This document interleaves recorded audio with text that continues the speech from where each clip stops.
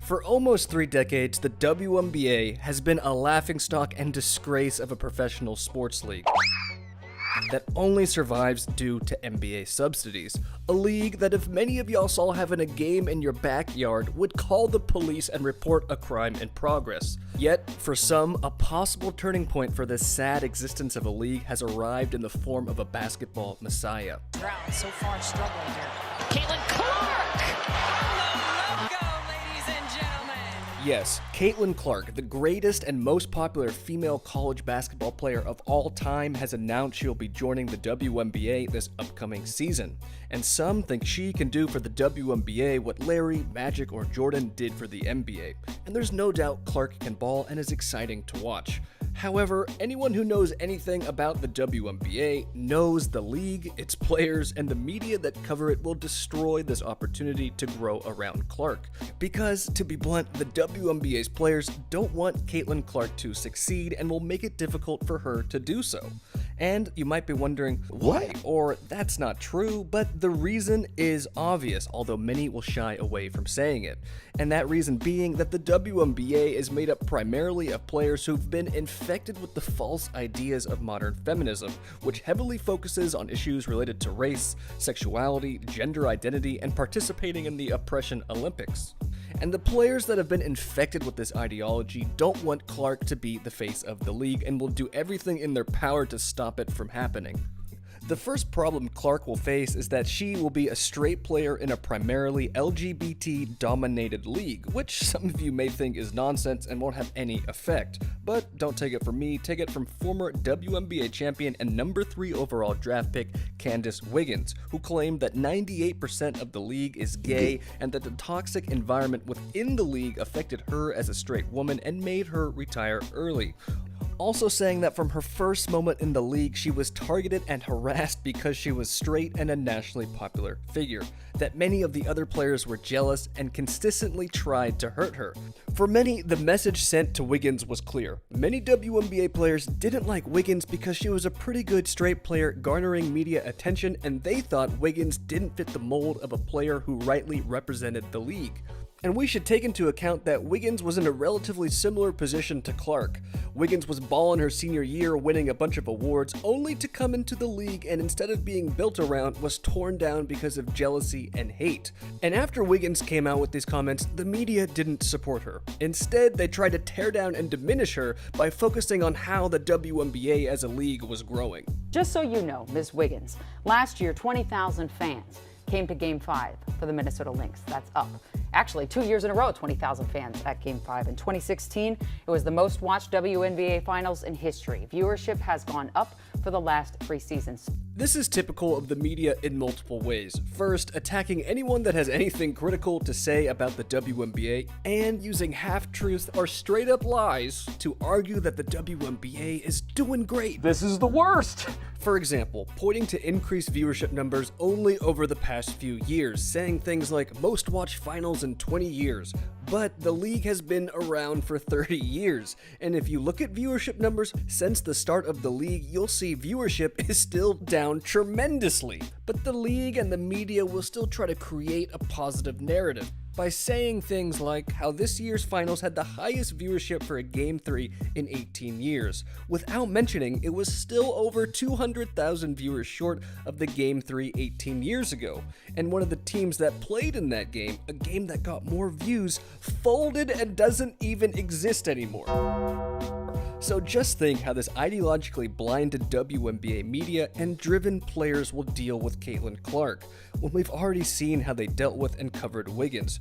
Except even worse for Caitlin Clark is that unlike Wiggins, in the minds of those who participate in the Oppression Olympics, Clark bears the ultimate sin of being white. White devils. You the classic devil, we know. And we've already seen this be a problem for other WNBA stars. For example, Sabrina Ionescu. She's of course the player who took Steph Curry to the wire in the three-point contest, which was probably the most exciting thing of that dumpster fire of an all-star weekend.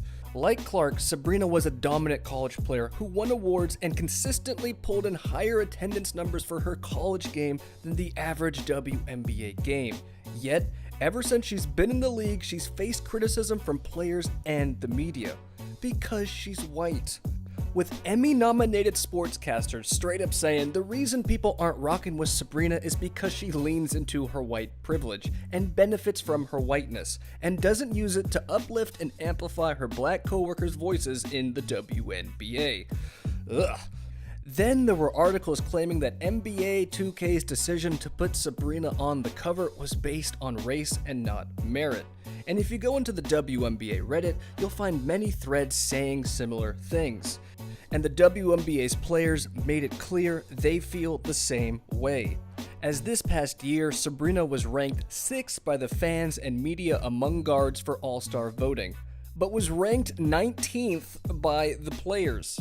The only plausible reason Sabrina was voted this low by the WNBA players is because they were resentful and jealous that a player who doesn't fit the typical WNBA mold was getting so much shine.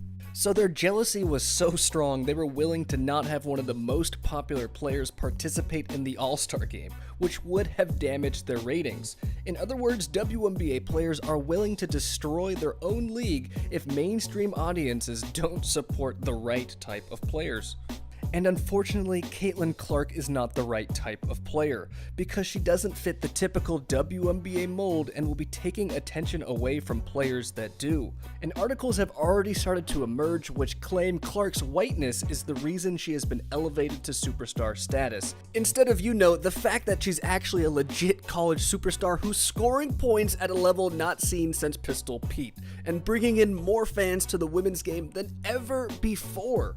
Regardless, Clark has already started to be criticized by WNBA legends, the most prominent being Cheryl Swoops. If you're going to break a record, to me, if it's legitimate, you have to break that record in the same amount of time that that player set it. Okay. Right? So if Kelsey Plum set that record in 4 years, well, Caitlin should have broke that record in 4 years. But because there's a COVID year, and then there's another year, you know what I mean? So she's already had an extra year to break that record. So is it truly a broken record? I don't think so, but yeah, that'll go in the record books as Caitlin Clark is the all-time, whatever it is. I don't even know what the number is, but that's the way it'll be. So people say, dang, like he or she's killing them, but you have a 25-year-old playing against a 20-year-old.